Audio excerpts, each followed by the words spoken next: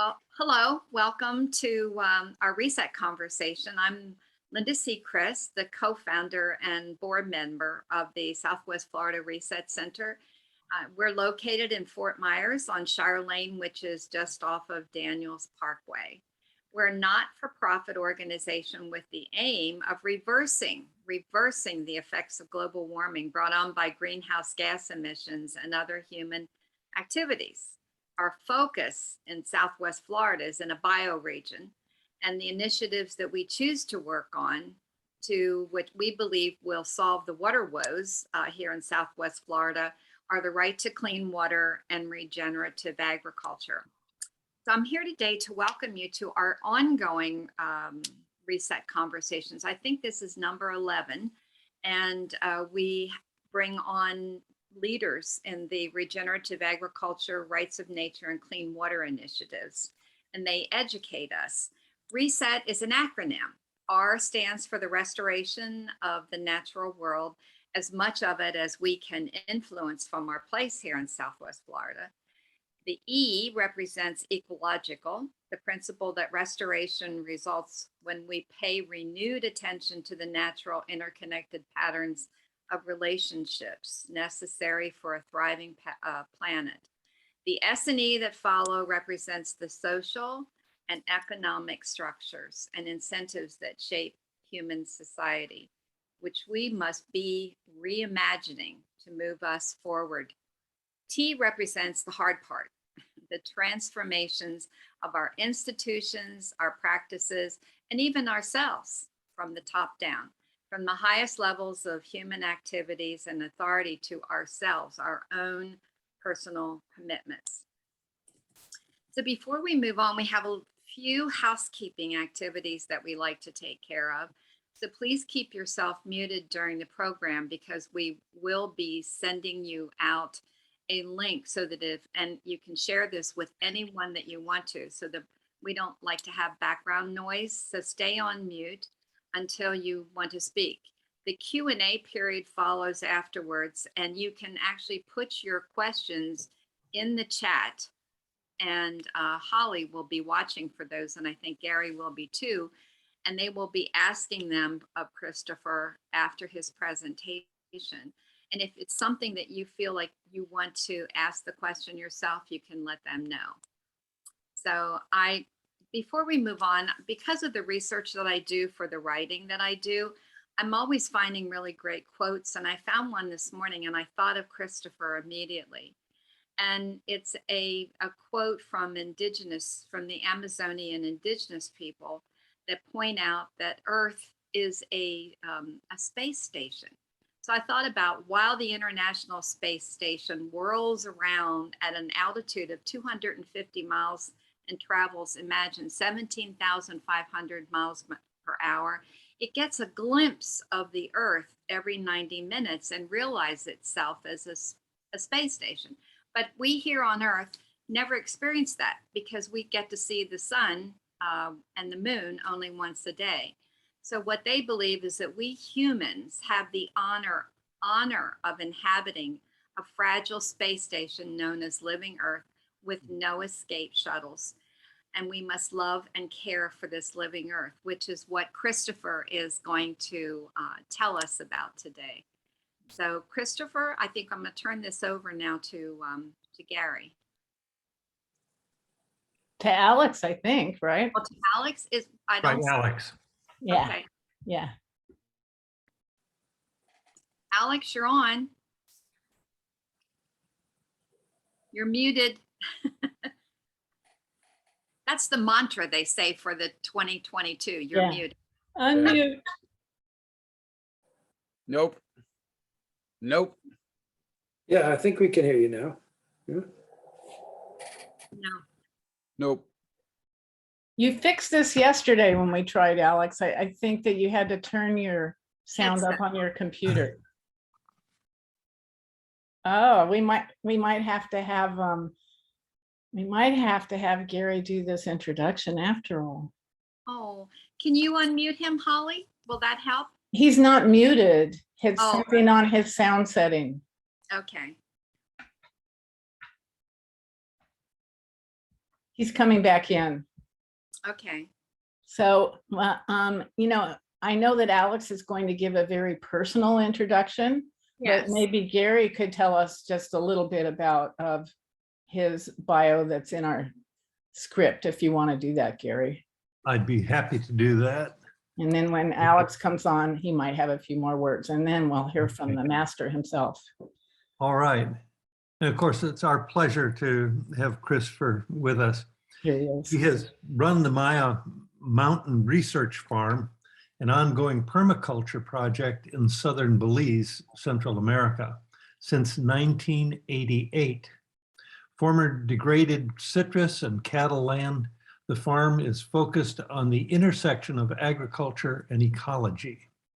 He managed the Toledo Growers Association in cooperation with the UK-based Green and Blacks from 1997 to 2004.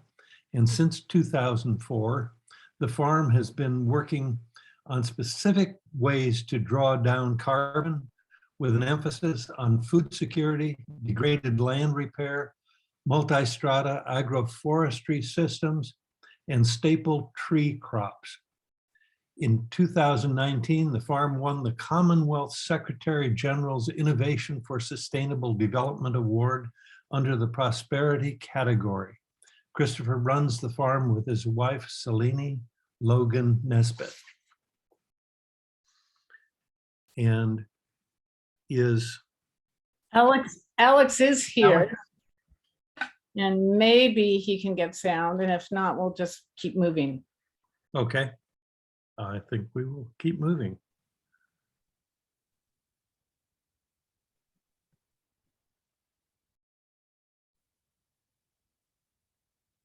You can put some good stuff in the chat and we'll let Christopher get started. How's that with everybody?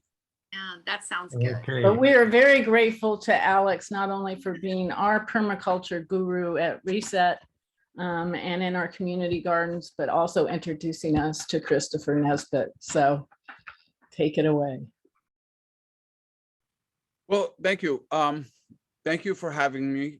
Thank you, Alex, for making the world know that we exist. I'm always tickled pink that anybody cares about what we do. And I'm really happy to be here. My name is Christopher Nesbitt. I've been farming in Belize since 1988. And I came to Belize originally in 1985 as a study abroad quarter to map out languages and cultures in the country. And after about 3 years in the country, I took what would now be called a gap year. And after about 3 years, I found a piece of land that was for sale really cheap. I bought it, and it was a degraded citrus and cattle farm, and that's where we are right now. So here we go. How are we doing now? Good. All right. You see the full screen, or do you see the sidebar? We see the sidebar, so we need you to hit your play button. Play. Okay, hold on. Okay, play on this Mac. Aha. Forget. Yeah, so I am many things. I'm becoming better at the Zoom meeting business. So thank you for bearing with me. Again, thank you for having me. My name is, as I said, is Christopher Nesbitt. I farm in Belize, Central America, in upriver from the community of San Pedro, Colombia, Toledo district, on the upper reaches of the Colombia branch of the Rio Grande watershed. My wife and I run a small non-governmental organization called Maya Mountain Research Farm. You can see the URL there, and there's some sort of ubiquitous drone footage behind it, and our major focus is primarily on tree crops as a way to draw down carbon, retain soil and soil moisture, and provide a combination of outputs, things like food, fiber, fuel, fodder, marketable crops, medicinal crops, while retaining soil and soil moisture, creating habitat for animals. We've seen all the big cats pass through here: jaguar, ocelot, puma, margay, jaguarundi. We've seen brocket deer, white-lipped and colored peccary. We've had howler monkeys recently come onto the land, which was kind of exciting because they were not here when I first moved here. They had been chased out of the valley. And so we actually are functioning as analog forest, and it's very inviting to wildlife. We have bird watchers basically walk around the farm on the verge of a spontaneous orgasm because they see a little brown bird. So anyway, we provide habitat. This is a sort of a stolen image off of Google Earth, and it shows where we are. The little pin that says starting location, that's not where I am. We're kind of a little north of there in the building with solar panels on it. You'll see more of that in a minute. We occupy a strategic place. The Columbia branch of Rio Grande flows out of the ground. There's a little white spot on the left side of the screen where the river actually comes out of the ground, and above that is dry creek bed for much of the year. So to the north of us is largely unbroken forest going all the way to the other side of the country. Hence why we see so many birds and animals come here, because they use us as habitat, and in dry season, they come down out of the mountains looking for water. We're dealing with some of the problems of growth, just like every part of the world right now. And one of the consequences of growth, population growth, and which is exacerbated by people's entry into currency-based economy, where land use translates to money, because money is king right now. Everybody needs money for everything, which was not quite the case a few years ago. In 1980, Belize had 74.4% forest cover. 30 years later, we dropped down to 62.8% forest cover. And 4 years after that, we lost an additional 2.5% of our forest cover to 60.3% forest cover. This is troubling, but even more troubling is to our western border, Guatemala. The Petén, which is the adjacent department of Guatemala, was largely unbroken forest, had a population of 150,000 people in 1985 when I was first there, largely unbroken forest with a couple cities, small cities. And now it is largely totally deforested, except for in the north, by a combination of subsistence farming and refugees that have come down out of the highlands where they were displaced during the Civil War, and cattle ranching. And cattle ranching is also used as a money laundering device for the cartels. So we're looking at massive deforestation over there. And we're also seeing droughts that come when you get rid of trees, and water tables disappearing, and whole communities suffering from lack of access to water. The little red star in the lower left of the screen is actually where San Pedro, Colombia is in relation to the rest of Belize. So these are greenhouse gas sources that cause the majority of the problems tied to climate change, and 24% of it is from land and food, from agriculture. Agriculture is a huge contributor to basically putting surplus carbon into the environment, and also releasing carbon through tilling and chopping and burning, and all the things that we're trying not to do here. Basically, agriculture in general is pretty bad. And we have some radical solutions, which are basically we need to switch as much as possible to tree-based agriculture, so that we can produce lots of food in such a way that we're not cashing in on our historical inheritance and also cannibalizing the future, which is, in terms of biological processes, most agriculture is either one or the other or both at the same time. So we're also looking into the future, and we're seeing some pretty scary scenarios. So the region I live in looks like we're going to be pushing comfort limits by 2080, they say. One of the things that we found is that where we live on the farm, the temperature is 15 degrees cooler than it is in the village, which is about 2 miles from where we live in a straight line. Wow. And that is in part because of all the trees that we have. So we've got lots of trees where the sunlight is hitting trees and creating oxygen instead of hitting open land or soccer fields or metal roofs or cement buildings and creating heat. Of other concern is availability of water. We're actually in an area where we have a fair amount of water. We have a spring where we get our drinking water, and the source of the river pops out of the ground about a half a mile from where I'm sitting right now. My neighbor across the river has a spring. A lot of the communities in the foothills of the Maya Mountains have spring. And one of the saving graces for this area is that a lot of the Maya Mountains is just not suitable for agriculture. It's karst landform, it's limestone. Yet we'll see some places where mistakes are being made. So the future is worrisome. We're seeing some of the effects of climate change already. In 2017, Belize was hit by a series of floods in February, which is the beginning of our dry season. Usually rain is intermittent. We usually don't get huge floods, but we got very huge floods. And this is, I have pictures of our bega where it did damage and wiped out our corn and stuff like this. But this is much more dramatic because this is a much bigger, what we call the bega, which is a seasonally inundated floodplain where people grow their matambre corn, which is off-season corn. It's not the big slash and burn planting large acreage corn going into the rainy season. It's the tail end of the rainy season being planted, so you'll harvest in the dry season, and it's how you get your corn seed for next year. So in 2017, basically all the communities in the foothills of the Maya Mountains in the southern flank, down where we live, all of the corn was wiped out. This is problematic for a bunch of different reasons, but one of them is that many of the people that are growing corn then are growing corn specifically for seed for the coming big planting, which goes on in June or in May or June, depending. So additionally, in 2019, we got hit by a pretty severe drought. 2018, 2019, we got a pretty hard drought. And this is a corn crop in Middlesex, which is sort of in the middle of the country. And we passed by there. They had planted corn and then it died, and only a few came up and it was stunted. And I was going to get a picture of it, and I didn't. And then they planted again. I was like, I missed my opportunity to get a picture so I could show a slideshow of why annual crops are so vulnerable and fragile.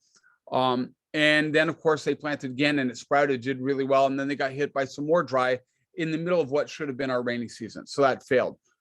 Nothing, of course, compares to how it looked up in Cayo. This was a good friend of mine, Louis Sewell, former co-worker when we are board member of the Belize Organic Producers Association, which I was a board member of back in the 90s. He took a picture of this and I asked him for permission. This is in sort of Western Belize, not even in the northern part of the country, which is usually drier. Where the corn crop failed. It basically looks like somebody dumped a gigantic bucket of herbicide on the landscape.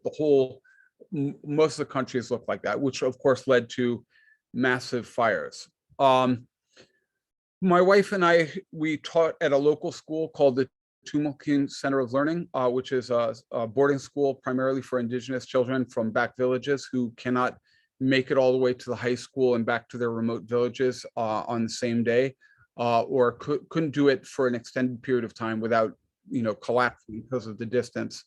Well, anyway, okay, thank you. I tried to admit somebody. And we passed this area, and this was an area that was cleared by some Guatemalan refugees who came across the border. And of course, because they had very insecure land tenure, they have no land. They went across somebody's private land. You can see some bananas down at the left side of the screen to plant corn on this hillside. And you can see in the hillside, most of that is limestone. So it's very, very thin soil, very, very poor. The corn crop failed. I mean, they got a little bit of corn out of it, but not much. And the problem in terms of climate change is the ability to retain soil and soil moisture in that area is gone. All the carbon that had been locked up there is gone.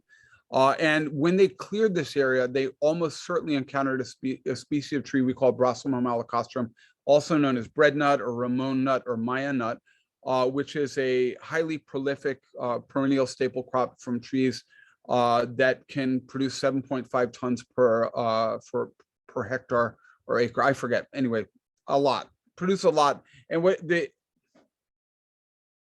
it's actually per acre. Yes.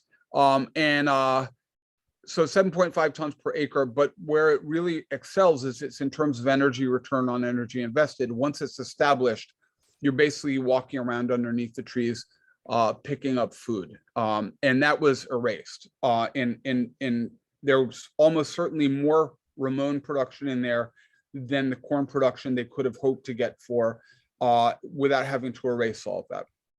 So these are some of the problems that we face. hold on, wait a minute. Okay, thank you. This is an escaped agricultural fire. This was across the river from us. This happens almost every year. Slash and burn. Slash and burn has a place. I don't want to demonize slash and burn because it's been done successfully for millennia. The big problem is that many of the farmers don't have the sophistication that they had even 30 years ago. And on top of that, the landscapes are become more brittle and more fire susceptible. This is a fire where the guy lost control of his fire, and it burned hundreds and hundreds of acres of land, just tore off, went into the bush and did real damage. And these are some of the problems that we face. We got hit by a fire in 2008. We learned a lot from it. Number one, the regenerative forest that we call WAMIL, which is sort of an assembly of emergent species that comes in the wake of a catastrophe. Catastrophe could be a fire, it could be a hurricane. Agriculture is biologically a catastrophe. It's the emergent assembly that we have. It's got gumbo limbo, which I know you guys know. It's got cecropia. It's got Schislobium parahybum. They call it quamwood. They have it's basically and heliconias. That landscape is actually very brittle and fragile and susceptible to fire. So we see more of that. These are some farmers that I worked with when I managed Toledo cacao growers, and we'll talk a little bit about that later on. They are refugees from Honduras and El Salvador. The guy with the notebook is my neighbor Ignacio Ash, who was my head extension officer when I ran Toledo Cacao Growers Association. And we had worked with these guys for about 3 years. And we had a small budget that we got through Fair Trade Foundation, and it wasn't them, but they found the funding. It was really great. We were able to do a lot with it. And we worked with them. We'd come up every 2 weeks and spend a day with them. And they made a point, they would always buy us lunch. And you know, they felt it was important to buy us lunch to show us appreciation, which was uncommon. Most farmers would give you lunch, but these guys would like, I think one of the not one of the people here, but one of the other farmers we worked with, his wife owned the place. And so, but we would sit down in their little restaurant and have their lunch. And this day, after 3 years, none of these guys went small. They all went large. You know, like many refugees that make a move to another country, they really hit the ground running. They're trying to establish a foothold, and each one of these had 4, 5, 6 acres of these farmers here had 4, 5, 6 acres of cacao, and all of it was erased from a fire that was ignited miles and miles away, and somebody lost control of it and just turned through the bush and wiped out their cacao. And it was a very sad day for me because I had worked with these guys a lot. They were good guys. So anyway, this is a pizza, and it's a pizza that's got my very own patented, it's not actually patented, it's a moringa basil pesto with tomatoes, and I'm just gonna put that in there because we've just gone through some pretty grim stuff, you know, and it's important to acknowledge that we face a very strong set of challenges in the immediate future and the not far future, that we have a lot of challenges before us. But we're going to change the tempo a little bit, and I think most people like pizza, so I like inserting this pizza in there. Back before COVID, I would put the pizza in there to try and entice people to come intern on the farm, but we're not accepting interns anymore, so but I put the pizza in there anyway. So this is Maya Mountain Research Farm. This is where my wife and I live. I'm in that building on the 2nd floor right now. And I am looking out. We had bright sunshine this morning, then we had torrential downpour, and then we had bright sunshine, and we had torrential downpour. But right now it's kind of gray and overcast, and I don't feel any rain coming, so we're okay.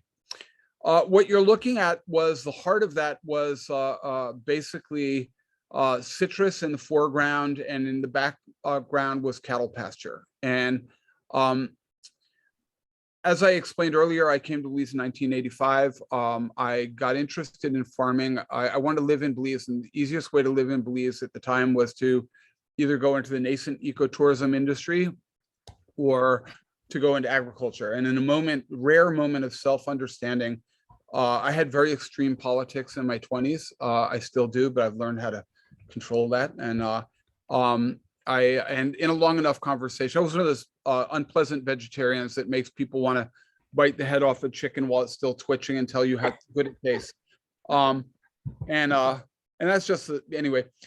So I decided to go into farming, and it was for which my life, though perhaps my pocketbook has been infinitely richer. I love what we do here. I love farming. I love trees. I love agriculture, and I like working with farmers.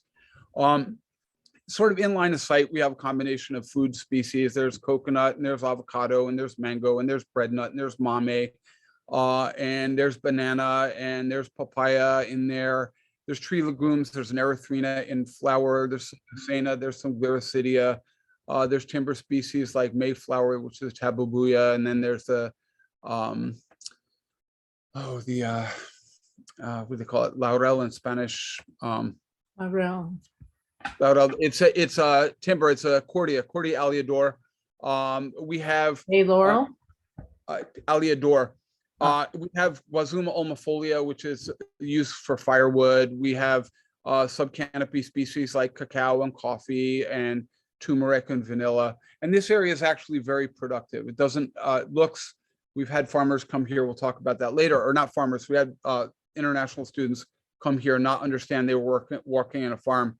But that's what we've done. We've learned how to actually turn that around. And I think that what we've done is actually replicable, because most of the work done there was done during a time, particularly tree planting was done during a time when there was like little or no money. You know, it's just like wasn't overly. The house I built over a period of about 5 years when I was working, when I had a well-paying job. And then I installed solar part-time. Like most farmers, you maintain a couple off-farm gigs to pay the bills, and photovoltaic installation is one of our gigs that we do. So we're very much focused on solutions. And when I left Toledo Cacao Growers, we were talking about how cacao was a fantastic species for trees, because cacao itself is a subcanopy species, and having canopy above it, we saw many of the functions that primary habitat create replicated in that in a way that gave the farmer a yield. There's something called Project Drawdown, which is drawdown.org, which is a sort of a laundry list of ways to draw down carbon. And these are the ones coming from land use. And so basically all the ones that are round are ones that we do. The ones with stars are ones that we do that we think have the most promise. And the ones that have squares next to them are ones that we are not presently doing, but we intend to do. And mostly around pasture, because I am not on Team Cow with Alan Savory for this environment. I had a very good conversation with him where he admitted that cattle weren't appropriate for where we live, but yet people do eat meat. And even though I'm primarily vegetarian, I see the place for animals in a diversified thing. So my wife and I are talking about getting into sheep. And once we learn how to control quadrupeds so they don't escape and like chew stuff up that we don't want them to chew up, we're going to get into goats just for the milk. So those are little squares are future what we would like to do. Yeah, that would be me, and the guy to the back in the dark suit. That's my stepson Wilfredo, Second Lieutenant Wilfredo Magana of the Belize Defense Force. And the tall, handsome guy next to us, enthralled by what we're saying, that would be Prince Harry. So I won an award, the farm won an award in 2019, which you can see on the side of the screen, which was sort of a red letter watershed moment for us, because it was very, very validating. We've been talking about climate change mitigation and adaptation for a very, very long time. And we've been saying like agroforestry is one of the ways to do it, and talking about strategies. How do you get farmers involved with agroforestry, and which we'll talk more about in this. And then I got to go to England, and I got to meet Prince Harry. And in case you're wondering, he is absolutely as nice as you would want him to be. He's a genuinely nice guy.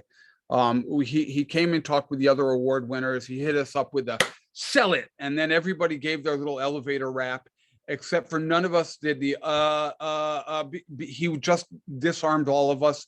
He was just a great guy. And then afterwards, when he was going, I mentioned when I was that my stepson was at Sandhurst. He's a Sandhurst Royal Military Academy Sandhurst graduate. I mentioned that he was in the crowd, and while he was walking through on his way out, he'd prearranged clusters of people to talk to. He broke protocol. I said, wait, I want to go talk with these guys. And he came over, and I got to introduce my stepson, Wilfredo, to my very good, dear friend, Prince Harry, who I'd met like 45 minutes earlier, an hour earlier. It was a really great conversation. They talked military stuff and some of the brutalities of Sandhurst. And then we all talked about tree planting, and then he took his leave. So I just put that in there because it was a validating thing for me. And it's part of why a lot of what we're doing right now, people take what we're talking about seriously because the Commonwealth took us seriously. I am really grateful to the Commonwealth in a way that it's really difficult to explain, because I've been telling people, this is what we need to do. Hello, anybody out there? Nobody want to listen. Anyway, thank you. So we basically, to do trees, there was an article recently somebody wrote, and they were touting a Swiss techno machine that scrubbed carbon out of the atmosphere and injected it into rocks or something. It cost millions of dollars, and it took a lot of energy, and it just was totally impractical, but it made a lot of people really excited, and there was a big article about it. And then somebody brought up forestry and how forestry would do it. And then somebody else brought up the good point that, well, how do you maintain a forest 100 years in the future? How do you codify that will be forest? And how do you fund preservation of forest in 100 years? How do you do that? Knowing as I do, because I work in protected areas, my wife and I do photovoltaic installations, primarily in protected areas. Our clients include Yakshay Conservation Trust and Toledo Institute for Development and Environment, and Turnefus Atoll Sustainability Association. It's kind of a little shout out to those people if they're listening, which is unlikely, but if they ever see this. And what the work they do is, a lot of it is fighting saboteurs. And in the case of Tide and Yakshay, they are working with, and also TASA, they are working with the adjacent communities and stakeholders to get them to get buy-in.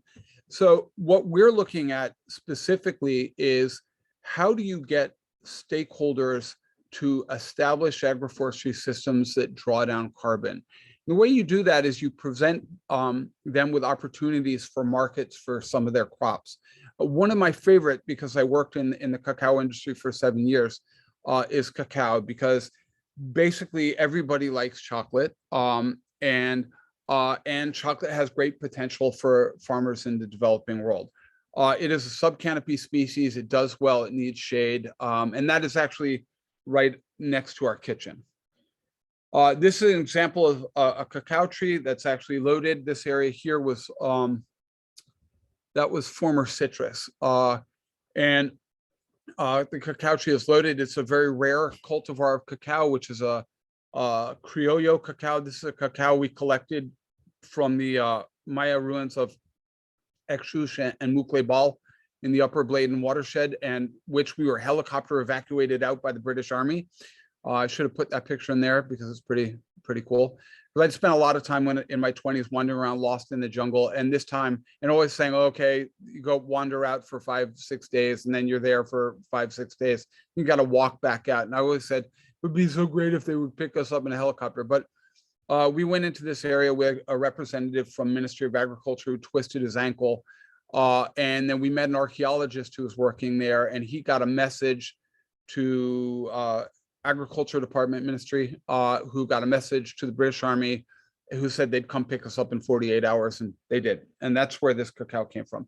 It's actually, we get a premium price for it. We have a few buyers who buy it, and they pay a lot of money for it, and for which that helps. This is where I worked in the 70s. That's Cayetano Eco in front of me and two farmers whose names I don't remember to the right. This is the Toledo Cacao Growers Association, which is the depot where we had our office and where we did the buying of cacao. In my other slideshow, I know I didn't put it in here, and I probably should have because it showed all the districts of the village. But Punta Gorda is sort of the hub for Toledo district. It's like the equivalent of the county seat for a county. We have the government offices, the post offices, the banks, the shops, the place you pay for your electrical bill, all that is right there. And so, and the high school was there. The only high school at the time was there. And so all the buses feed out from these 30-something villages, feed there every day, and then go back in the evening. And so TCGA was set up to do centralized purchasing of smallholders. And as I mentioned it when I was talking about the farmers from Honduras and El Salvador up in Trio Junction, most farmers, the average cacao size is less than an acre, maybe an acre. Some farmers have 2 acres, but average is right around an acre. And so when I started out in 1997, I got hired to help because they were having problems. Basically, they were getting letters, official letters from Fair Trade and Soil Association, organic requirements, and just not responding because it was a language that was foreign to them in terms of, it's like legal, it was organic legalese. And I got hired to help with that. And I worked there for 7 years. And then when I left in 2004, I'd written a very large grant proposal. And then which we got that from the Department for International Development, which is the UK equivalent of USAID. The work environment became stressful and toxic. And it was like, look, if I'm going to work in an office, I should just go to New York City and make a lot of money instead of coming here and dealing with the stress. So I quit. But it's a great organization, and it's sort of the gold standard of what I think is possible for small producers. And a lot of this could apply to other crops, which we'll talk about, and even things like biochar, which we'll talk about that in a minute.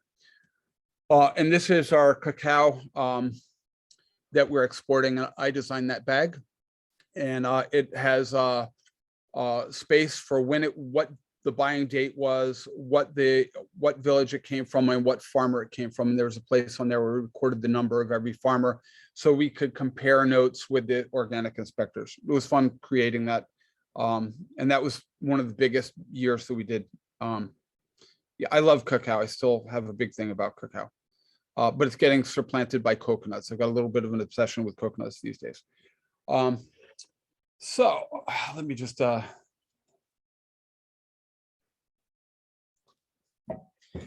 So globally, there are 950 million to 1.1 billion acres of degraded agricultural landscapes. These are lands that have come to the end of their productive life cycle. That they're things like former cattle pasture. They're in the tropics. It could be any of the export monocultures in Belize. That would be sugarcane or citrus or banana. It could be pineapple, it could be whatever it is, a monoculture where like citrus has I think it's a 25-year lifespan, because I bought my citrus farm thinking I was going to get old and walk around collecting oranges from the orange trees in a loincloth with a bucket when I reached 55. And I bought it at year 27, not knowing the dieback and all the telltale signs at the end of its productive life. Somehow I missed that because I didn't have the literacy to see it. So all of these broken and degraded landscapes actually offer us possibilities, particularly for young farmers. Like I wouldn't want to go take on that project now. I'm 55 years old, but I was 22. And of course, when I was 22, I didn't realize the mistake I'd made. But I am prideful. I am stubborn, and basically I had nowhere to go. So I stuck it out, and we figured it out. So anyway, pioneer species are the species that we put into a landscape to repair a landscape. And a pioneer species has 2 qualities. Number one, it's improving the soil, and number 2, it's giving us a yield within 2 years. In line of sight here, we see cassava, which will give us a yield in 4, 5 to 6 months. Helps to break up the soil and improve the soil. There's some chaya, Canerasculus chaya mansa, or Contifolius, depending on which thing. One of my favorite things, I could see Holly doing this. That's good. It's one of my favorite things. It's basically the Special Olympics of farming. You plant it, does really well, and it's hard to mess up, and you're going to win. Yay. And then banana, which actually bananas don't change they don't fix nitrogen, but they improve the structure of the soil. They also give us yield, and they give us lots of biomass. So pioneer species are the things we go in and we put into a landscape while we're transitioning to other aspects of the landscape. Cajan is Cajan, or pigeon pea, also called gunga pea in Jamaica, or chicharo or gandules in Dominican Republic and Honduras, is a fast-growing semi-perennial tree legume. It's a shrub. It lives for 2 or 3 years. Not really a tree, but it is woody. It fixes a significant amount of carbon in the soil. It's got a substantial taproot, and it fixes lots of nitrogen in. This was actually taken in 2019 when everything else looked really sad and dry. Pigeon pea did really well. So I'm a big fan of pigeon pea. It produces really well. The leaves can be fed to rabbits. When it dies, it makes excellent biochar. It's not great fuel wood. It's great fuel wood, but you have to burn a lot of it. But you can stuff I've got a wood burning cook stove, and you stuff a whole little shrub in there, break it up, light it, put a kettle on, walk away in like 15 minutes. The kettle's boiling. There's a few embers, and it's very, very, very good for that. And it's highly productive, very, very, very productive food. Another one, we use a lot of pineapple planted on contour because we live in the Maya Mountains. The name Maya Mountain Research Farm is a geographic indicator. We're in the foothills of the Maya Mountains. And basically everywhere that we are is either a hillside, any flat area is a floodplain, or a Maya ruin, a Maya plaza, because we live in the middle of what was a very large Maya city in every direction for several miles. We're near Lubantun. Also, you see some bananas in there. This is an area my wife designed for a future coconut dominant polyculture. We got the idea that we would basically start making coconut oil and get rich and retire off of coconut oil. And about 12 batches into that, we realized we weren't either going to get rich or retire off of it. But we're still on Team Coconut. So I just bought a little expeller press to try making cold pressed coconut oil. It's, artisanal. It's going to be amazing, I imagine. Yes. But these are examples. The pineapples on contour help to accumulate nutrients uphill. Leaf litter, branches, twigs wash down, and then any soil meets the matrix of that biomass and slows down, and you start to see uphill from the pineapples actually moisture being retained into the dry season. Immediately downhill may be dry, but the uphill will start to have moisture. Banana, that's my wife's Selene there, and that is a type of banana we call the Jamaica red banana. And Jamaica red banana produces a banana that is a very good hand banana. You can eat it raw. We also like to boil it or fry it. It's very good for that. You could dry it and theoretically make flour. We haven't done that yet, but we're talking about it. And the amount of biomass it gives is great for making mulch. We have we take the stems and we do something we call the Mascarenhas mulching method, where we put sort of a V around a target tree on the slope. So the V is open to the slope. And then we backfill it with leaf litter and rabbit manure and effluent from the biogas plant to boost production. It helps to retain moisture in the dry season. Yeah, so, and these are examples of some of the bananas we have. And on the left side of the screen is Pijang Rai banana from India. The one in the middle is something called apple banana. And the one on the right, you have probably guessed already. Yep, it is the Jamaica red. Good job. And then, of course, the big one behind it is what we call blogo banana, and that is a more of a cooking banana. Although children like to eat it raw, but adults don't actually eat it raw. And we also we use it for poultry feed. And when we were raising pigs, we raised pigs just to see if we could raise pigs off of perennial crops, and pigs did well off of bananas and the other things which we'll be looking at. So now we're moving to sort of the nut of the kernel of what we do here, and the main focus of what we talk about. Tropical staple trees have huge untapped potential for farmers in the lowland humid tropics, because they, while they take a few years to get established, once they are established, they are highly productive for many, many years. Productive multi-strata agroforestry systems that use these species do not suffer from erosion. Actually, let me go. Anyway, I can't figure this one out, so I'll just leave it. When we, the picture of where the Jamaica red banana was is an area that had the worst erosion on the farm, and it was cattle pasture. It had both sheet erosion and gully erosion. It was down to nothing but clay, and we were able to build soil. So anyway, back to this. The buttress roots of the Artocarpus genus, in this case, the Artocarpus camansi, actually help to retain soil and build soil, and can access nutrients and soil moisture that thin and short-rooted plants like grasses such as corn or rice or sorghum are just simply not going to be able to reach.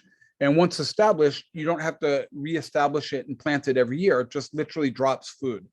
I do have the I do actually walk around with my bucket. I have a bucket, and earlier this year I bought myself a samurai sword shaped machete. It was a kind of a frivolous waste of money, but I really like it. I feel, anyway, I get to walk around and yeah. Anybody know Toshiro Mifune? Anyway, if you do, I do a good Toshiro Mifune impersonation. Anyway, so I walk around and I collect my food from underneath that. And this is probably the most important tree species that we grow here in terms of food security. Another one, of course, is the breadfruit. I know that breadfruit grows in Hawaii. Holly we were just talking about that. Breadfruit is another one of these huge potential for food security. Highly productive once established. It can yield every year in perpetuity. It has multiple uses for it. It is not as productive as the bread nut, and in fact, actually, the bread nut was once considered to be a cultivar of the breadfruit, and then the taxonomy changed from Artocarpus altilis variety seminifera to Artocarpus camansi. I do think that there's a secret lodge of botanists that periodically change the name so they can sell new editions of textbooks, and I'm waiting for them to tap me in the chest so I can join. This is another one. This is actually Brossomum malacostrum, also known as bread nut, also called Ramon nut, and it is one of the trees that grows down here. I don't know if it will grow where you guys are, but it might. It is another highly productive plant species. All the times I've been wandering around lost in the jungle back in my 20s, wherever we saw Ramon trees towering above us in high density, we were in the middle of a Maya urban polity of some kind, of like an abandoned city or an abandoned settlement. And so they were very high density out in the jungle, and you find them close to Maya ruins. And again, 7.5 tons per acre, and the leaves are high quality fodder. The chicaleros, when they used to go out into the bush to bleed the sapodilli tree for chewing gum, that's what they fed to their animals. And so big fan of that as well. Another one is Bactris gassipace, also known as Pedgibaya or peach palm. This is one of the trees that we like. We are in the very northern range of it, and this is an area we pioneered into about, I guess it would have been maybe 4 or 5 years ago, maybe 6 at the outside, because the tree is now bearing. It is a fast-growing palm. It produces multiple stems from the bottom, so it's also useful for eating the heart of palm. If you get a big cluster of them, you can thin them out and get the heart of palm. The fruit itself is tastes like a cross between a cassava and a pumpkin. It's got a lot of beta carotene. It's fibrous, and in the very center of it is a small little seed which has we call a little coconut, a lili coconut. It's got a small little fruit that looks a lot like a coconut nut, and this is another one of the staple foods. My wife and I had a consultancy in Peru, and when we went there, and we had it before then, but when we didn't eat a lot of it. But when we went there, we saw how they ate it, and we actually became bigger fans of it than we had been previously. So again, another staple tree that could replace some of the corn or the rice or the sorghum that people are growing for their staple foods. So this is our good friend Marlon Sutherland, who lived with us for a little less than a year. He and I went out one morning and in about 45 minutes collected all of that, a bunch of different bananas and some coconuts and some pineapples. And what you can't see is off camera, off of his right shoulder, are 2 buckets full of bread nut. And we could see a big smile on his face. We weren't working hard. We were just walking around joking, and this is what we collected. We got a lot of food, and it wasn't very involved. And because now that the system is set up.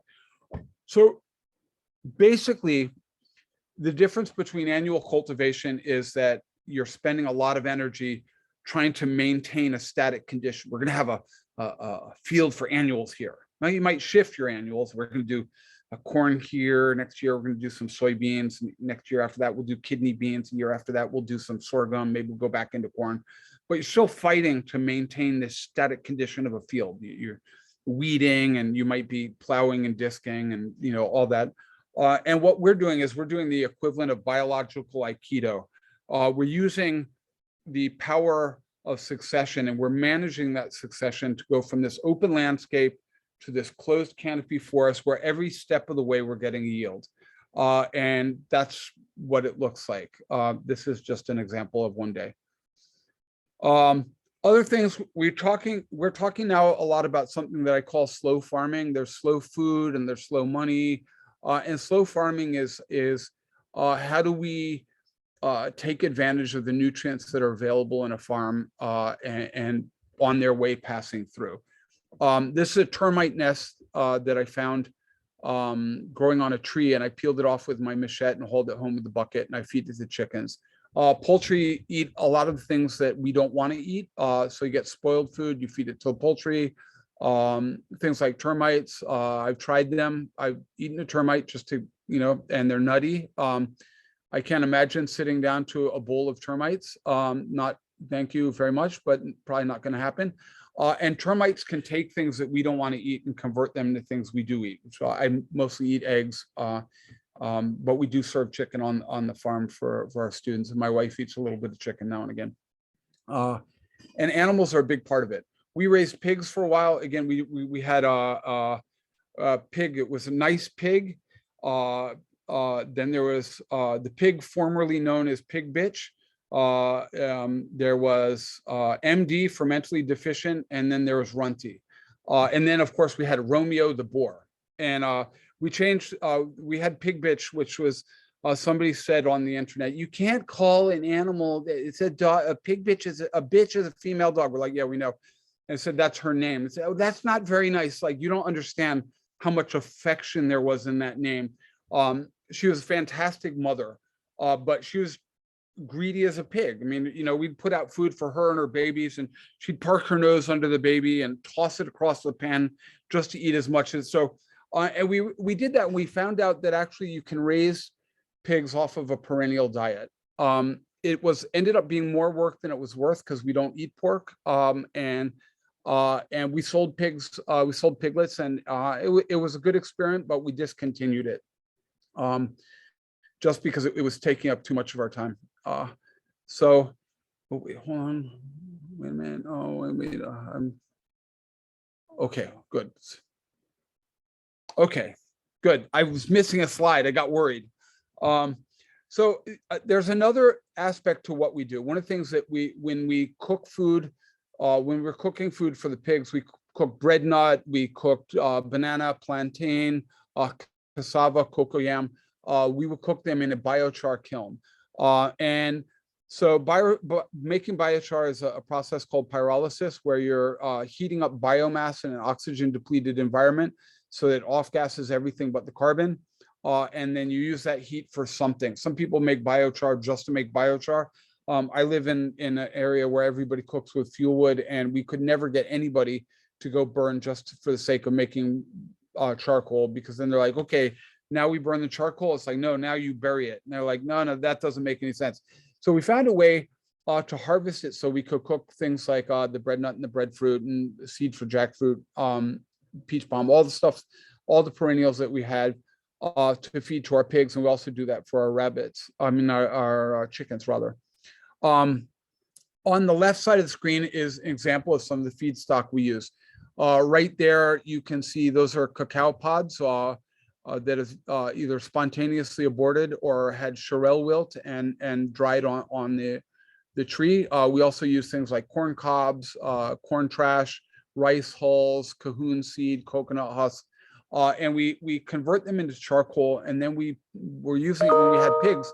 We're using it as bedding for the pigs, and then periodically cleaning out the pig house and composting that and using it to plant. Now, my very good friend, I usually have a slide and I didn't put it in, Albert Bates. I don't know if anybody knows Albert Bates or heard of Albert Bates, but he's one of the people that I have a great deal of respect and affection for him, because he was one of the people that came here and understood what I was talking about. He and I have taught together in various capacities for the last 12 years, 13 years. And he's helped me out a lot. He wrote a great book called The Biochar Solution. And then he wrote a book called Burn, with Kathleen Draper, which is as good as Biochar Solution, but it actually talks about some of the stuff that we're planning to do in this watershed, where we convert surplus carbon into biochar, which is a non-labile form of carbon that can be added to soil. Next slide. This is an example of what charcoal looks like, or biochar looks like, with a microscope. If you look at a piece of biochar or charcoal, it looks solid, but if you look at it with a magnifying glass, you start to see the pores. But if you look at it with a really good magnifying glass, you see that there is a lot of space and there's a lot of surface area. 1 gram of charcoal, depending on the feedstock that it made it with, can have up to a football field size, or at least a basketball court to football field size amount of surface area, 1 surface with 2 sides. And all of that is habitat for your soil microorganisms, things like fungi, bacteria, and nematodes, and other microorganisms.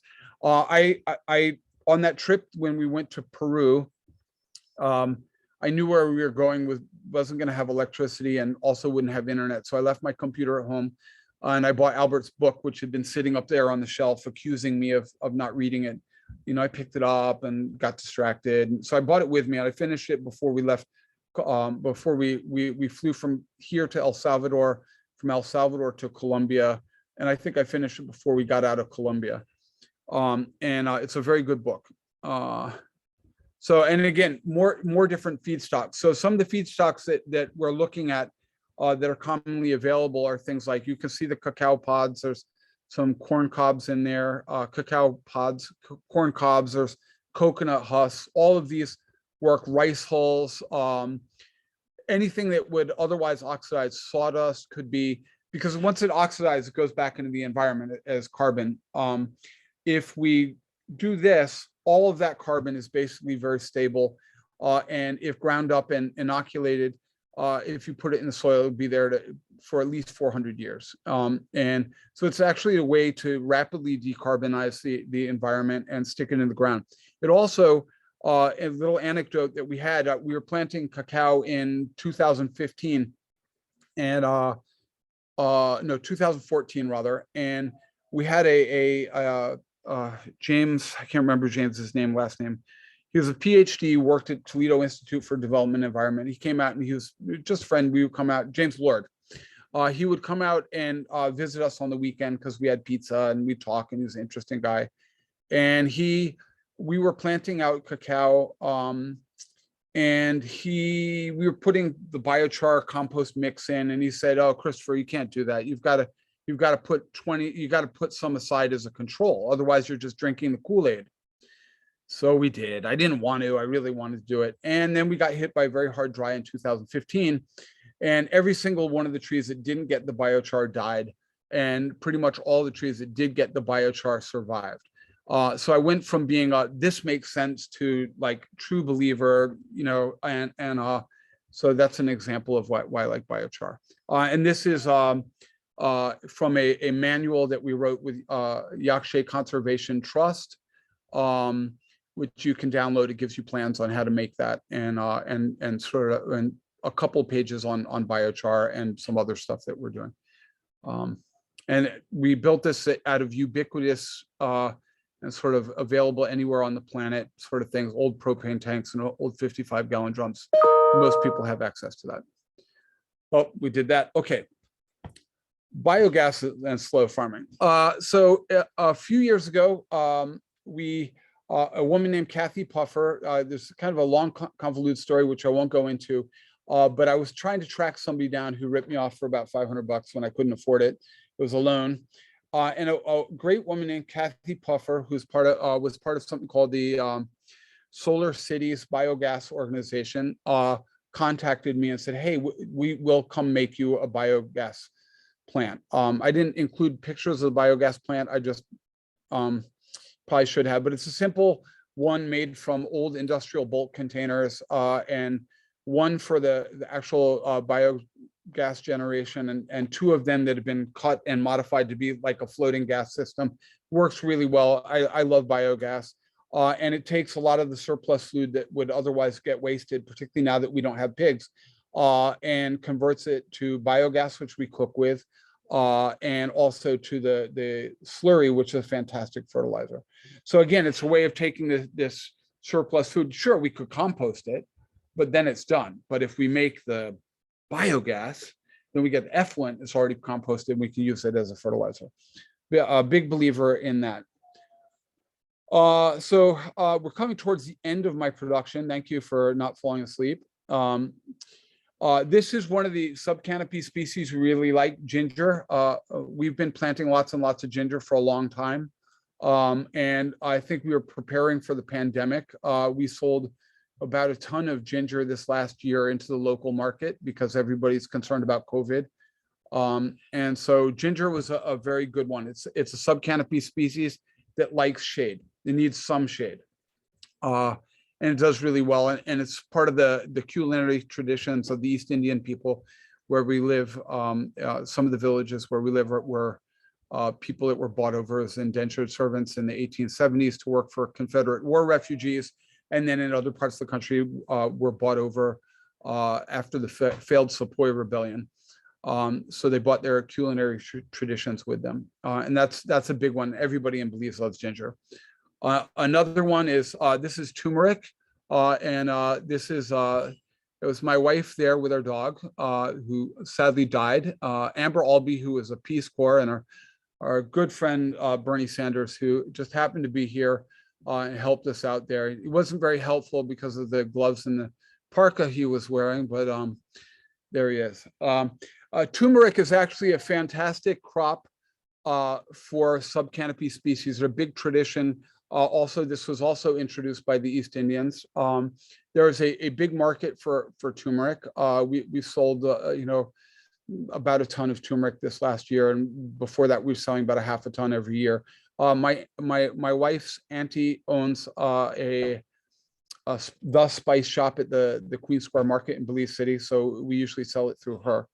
But it's a really good one, and if we go back a few slides back to the concept of centralized purchasing for exportation, it would be a very good way for smallholders to access international markets that any single individual smallholder is not going to be able to access. There's a great company called Naledo, which is actually exporting turmeric, but the amount of production that's already in Toledo exceeds what she wants. So we are looking into ways that we could access those markets with our good friend Bernie Sanders. This is vanilla. Usually most years we would get, 3 or 4 pods on the thing, because vanilla really prefers hand pollination, and I'm way too lazy to hand pollinate, and will accept whatever local pollination does, which we think is either the little melipinoni bees rather, or midges. We're not sure, because where we're seeing heavy fruit set is near the cacao areas where we have lots of cacao, and the woodpeckers come and they break a pod, midges move in to colonize it, and then they come out. We know that the midges are pollinating the cacao, but we see increased fruit set close to where we see the broken pods. And so vanilla is another very high value crop that it's actually like cacao. It's native to here. You can go out in the jungle and you can find vanilla. And this is, we have vanilla planifolia, vanilla hartia, and vanilla pompona. And there's a few other vanillas that are existing in where we live that we may or may not have, because my taxonomy is imperfect on vanilla. It's not one of these things I know. I spread a little thin intellectually, but it's a very high value crop, and we like vanilla a lot. I like to put it in my coffee, and we also produce coffee. So this is the penultimate slide of the show. The question is forest or farm, and it goes back to this discussion that they were having about, that stemmed from the techno Swiss solution with this multi-million-dollar machine that would scrub the atmosphere of carbon dioxide and inject it into bedrock, and whether or not that was effective. And then of course somebody saying, no, we need to afforest the world. And we do need to afforest the world, and we do need to plant as many trees as possible where trees are possible. I'm not going to advocate, in deference to my friend Alan Savory, I'm not going to advocate planting out trees into grassland where cattle can graze, because there is some evidence that cattle in natural grasslands actually help to hold carbon in the soil. But in degraded landscapes, the low-hanging fruit for us is to plant trees. We had some French students who are here. They showed up in the middle of a big push to plant cacao. We were all working in the nursery nonstop. And so they were here for like 3 days, and they were increasingly unhappy. You could kind of read it. And finally, they decided they'd have their little rebellion, and they came, and I'll spare you my French accent. But they came and they said, Christopher, that's it. We're leaving. We came here to see permaculture, and there's no permaculture here. Where are your vegetables? You're supposed to have vegetables. So I went to a permaculture farm in France, and they had little rows of vegetables, and you have no vegetables. And I said, well, look, first of all, it was a little offensive to say that we hadn't done anything. But on the other hand, it's a big compliment, because, oh, it's jungle. That's kind of the aesthetic we're looking for. So that they couldn't see, because their visual literacy and their botanic literacy was so low for the environment they were in. They thought that all the trees that they walked through, all the shade they walked under was just here. And we decided to put some cabins randomly in this forest. And so I explained it to them. I said, okay, remember the green you ate? That was chaya. And remember the hummus that you ate? That's actually bread nut. And and we explained some of the things that they'd been eating, and how it came out of the food forest. They ended up leaving anyway, because I think a lot of people think when they say, oh, we're going to go to a permaculture farm, it's going to be all glamorous and perhaps sexy, and and it kind of is, but it's sedated glamorous and sort of sedated sexy, that not quite what they thought it was. We don't have a hot tub. And they ended up leaving. But the aesthetic of creating a forest in our farms is what we're aiming for. We have a limited amount of time to set the planet right. And on a good day, I feel that's possible. And on a bad day, I don't think it's possible. And today actually happens to be a good day, because you guys are interested, and I'm here, and that's nice. And I think that the world that my children are going to inherit is very different than the world that I inherited. There was so much possibility, and there was, and now there's all these limitations coming up, and we have the ruling class deciding that they're going to blast off for little vanity trips to the edge of space for 12 minutes and cost $5 billion doing that. And $5 billion could plant a lot of trees. Not only a lot of trees, it could train a lot of farmers to plant a lot of trees and provide them with seeds and nurseries and extension programs and education and photovoltaic systems for water pumping, and a whole bunch of things could be done with that money besides 12-minute little vanity blasts off into space. We're gonna do all those things, Christopher. That Good. list of things that you just said, I think everybody on this Zoom, I'm sorry some had to leave, but is committed to making those things happen. But we don't necessarily know how. There's a lot of questions in the chat. I don't know if you see them, Gary, and you want to ask them, but there's some of them in the chat and I've received some. Okay, now hold on. I'm going to try and leave I don't know what I'm doing here. Oh, okay. And we'll go to the very top and there should be stop share for your screen. Okay. To the very, very top, up above where you are. You got it. All right, we're back. You got it. All right. And I have a list of questions, but there's a bunch in the chat. Did you want to ask some of them? We have about 10 minutes or so. 15 Oh, I minutes. used up all the time. Sorry. No, you didn't, because we're all still here. And this was a fascinating, awesome presentation that I will make sure everybody that attended that had to leave early, plus all of our friends that didn't make it, will get a recording.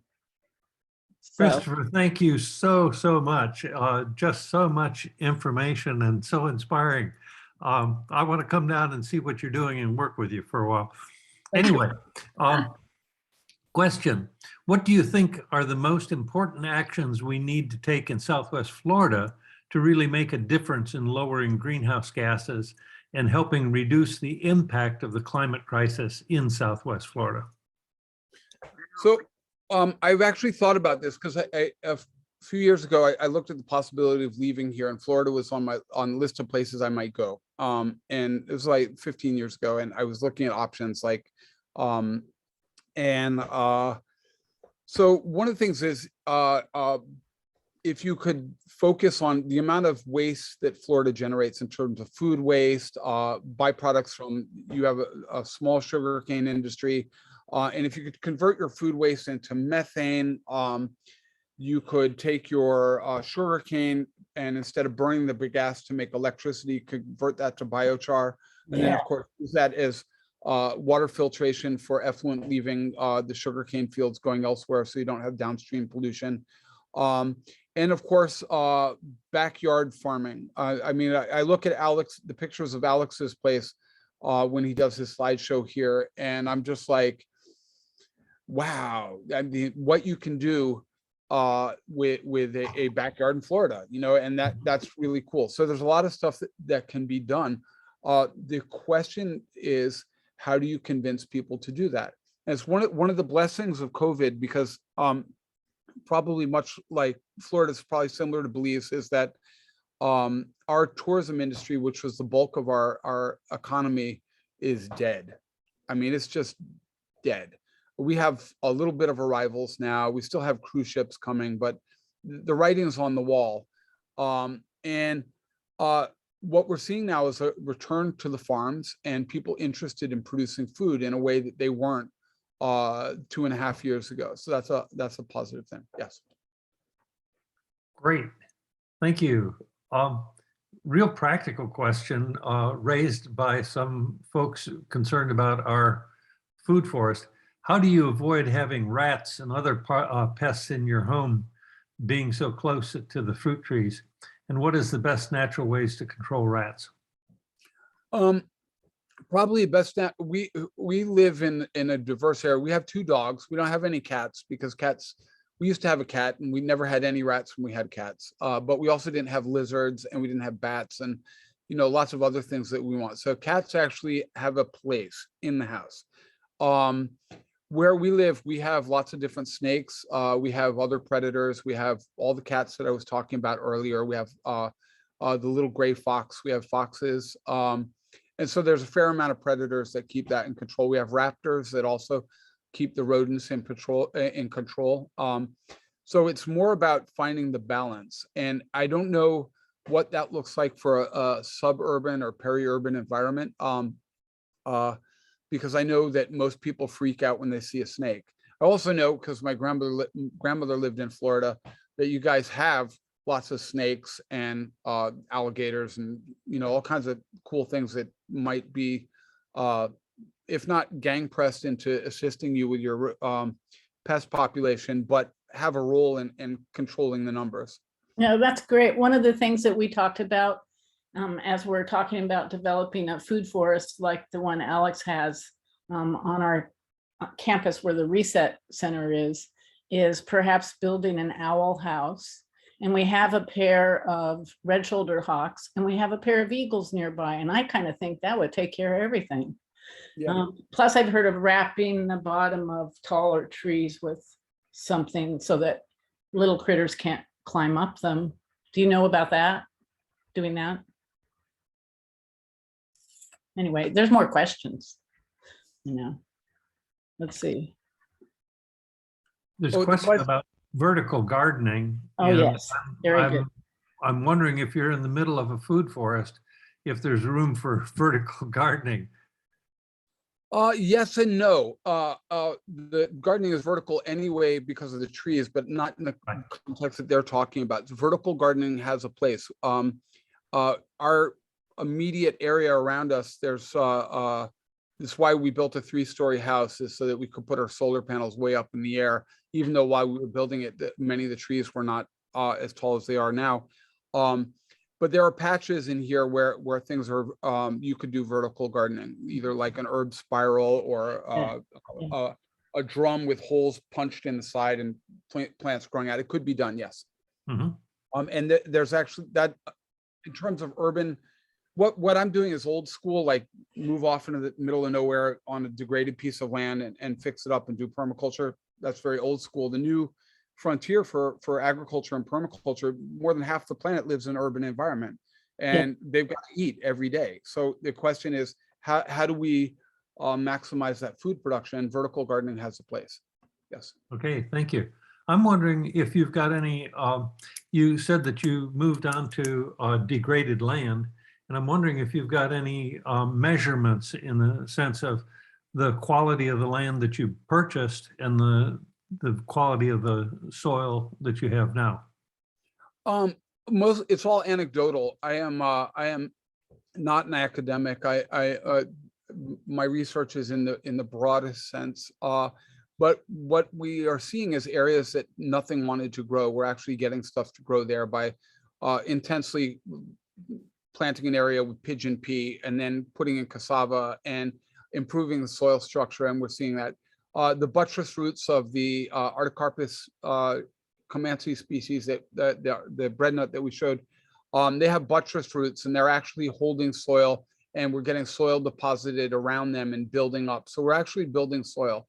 And the key to that here, because the amount of rain, it's like beginning to rain again, is deep-rooted tree crops. And so that's what works for us. And it might be different somewhere else. And then the question of, because we have a very large piece of land, we're cultivating about 30 acres of land right now. We have 70 acres of land to work with.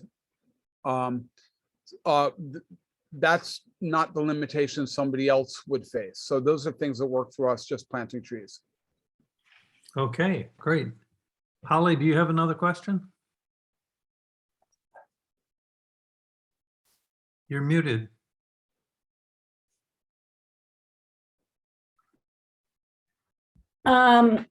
You asked 2 of the questions that were on my mind, and one of them was Right. about, you can hear me, right? Yes. Okay, good. But there's some other questions in here. One of them were, what do you think are the most important or influential books? Maybe you could stick them in the chat. And one of the other ones was from the same person, from Robert Beatty. I think that his question was, about will you be accepting interns in Belize in the future?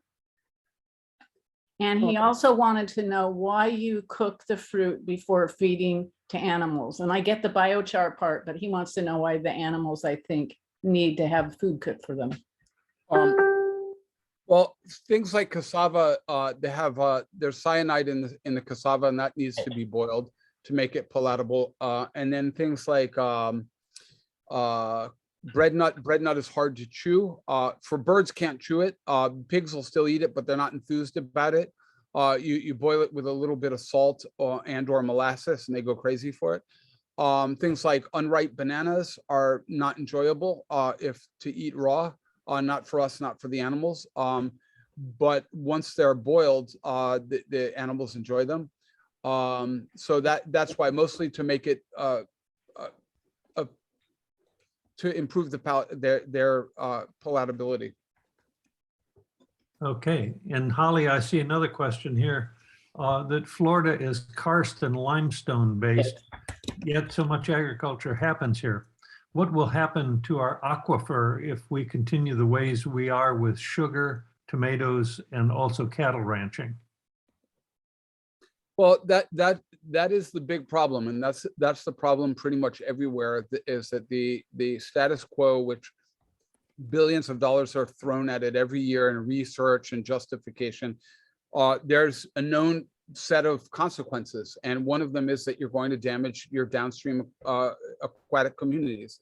Whether here where I live, whether that's the river, that there are still people that drink water out of the river. So if I was using herbicide up here, which I don't, I would be putting my neighbors downstream at risk. For you guys, it's if you're using biocides at surface level, it's not a question of if it's going to end up in the aquifer. It will. It's a question of how much and what's the concentration.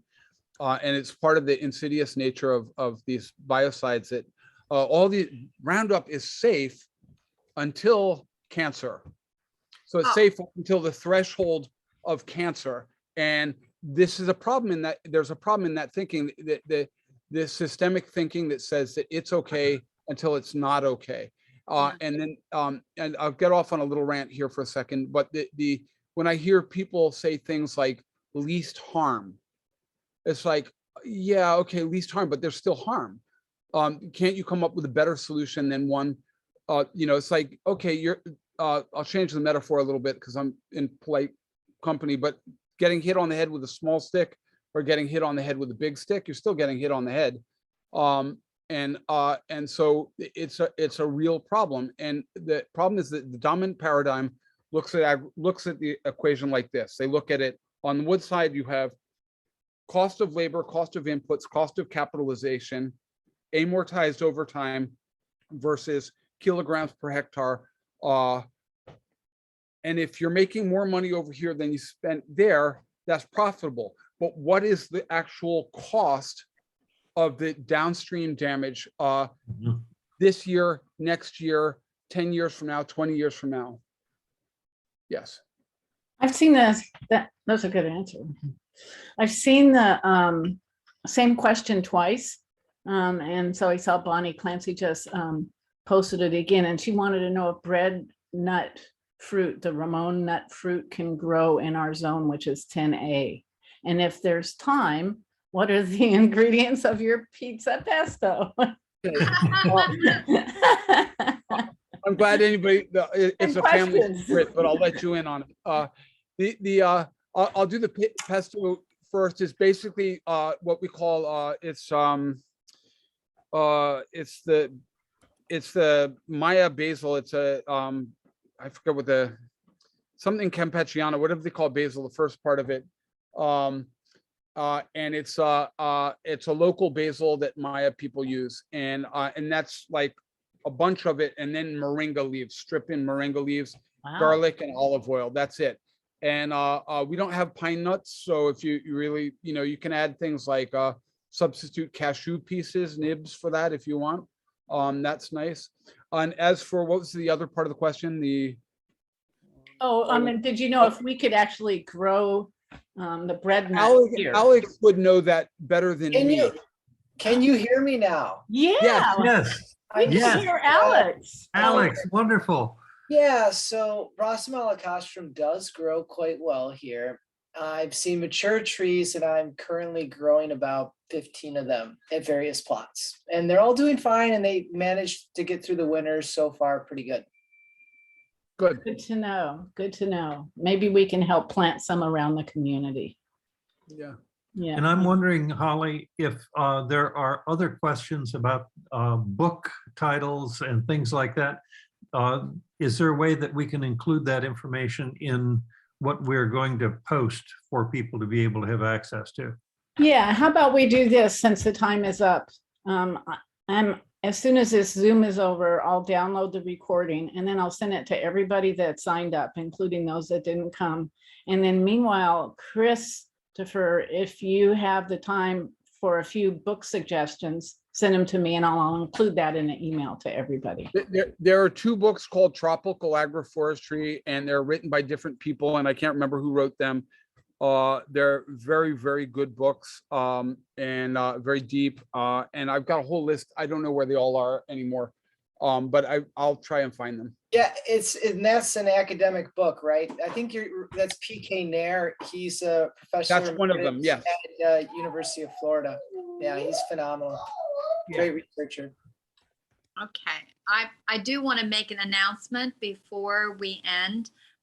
We try to promote as much as we can our waterkeeper friends. So the Collier County Waterkeeper is beginning two different series. One is a documentary series, and it's going to be at the Silver Spot Cinema. Oh, nice. The first one is on January the 19th at 6 o'clock. Those seats are limited. There's only about 80 seats that they sell for that. So the documentary series, if you're interested, you should probably book. And the second one is a distinguished speaker series, and that will be at the Norris Center in Naples. And that one starts on January the 25th.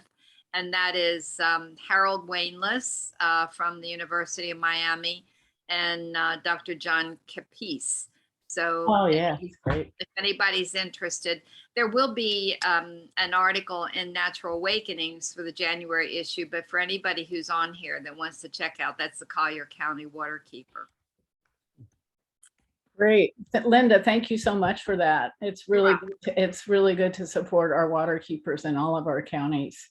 So just our next reset conversation is going to be exciting too. And I have Alex to thank again, because we're going to have the well-known Eric Holmesmeyer speak. He's author of a number of books, including The Carbon Farming Solution, and he's really into regenerative agriculture. And I believe that he has been part of Project Drawdown. And so we will have a great drawdown discussion next month.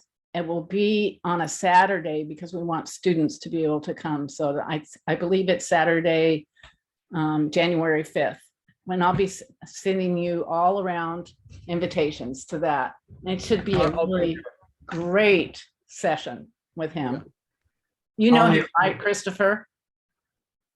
Eric, yeah. Yeah, Eric's amazing. I spent time with him in Cuba personally, and of course I've read everything he's written. Yes. He's a walking encyclopedia of plants. It was fun. He introduced to me to species I didn't know in Cuba, and he made one mistake and misidentified one species, and I was able to correct them. And I felt like I'd won the Olympics or something, because the guy is a walking spigot of information, just putting forth plant information. He's utterly brilliant. I have a huge amount of respect for him.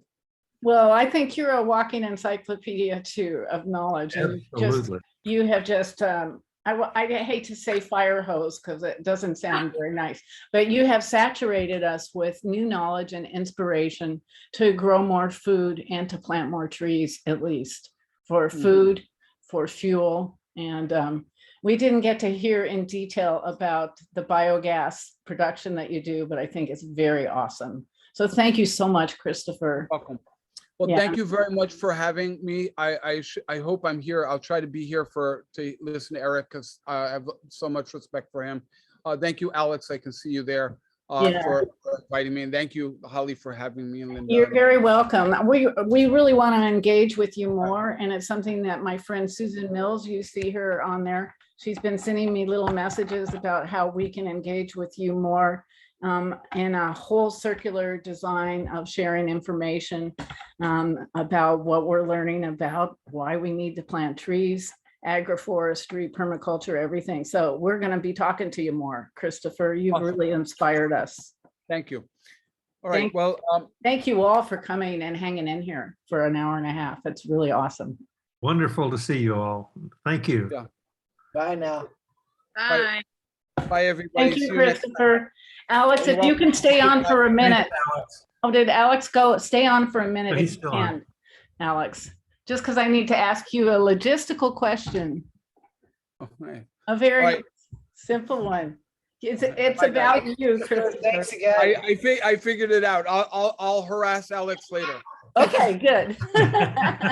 We just want to make sure that we give Christopher an honorarium for his time, for his precious Thank you. time. And so feel free to donate directly to the Maya Farm, or you can donate to Reset. And the more you donate to us, the more we can share it with the community that shares with us.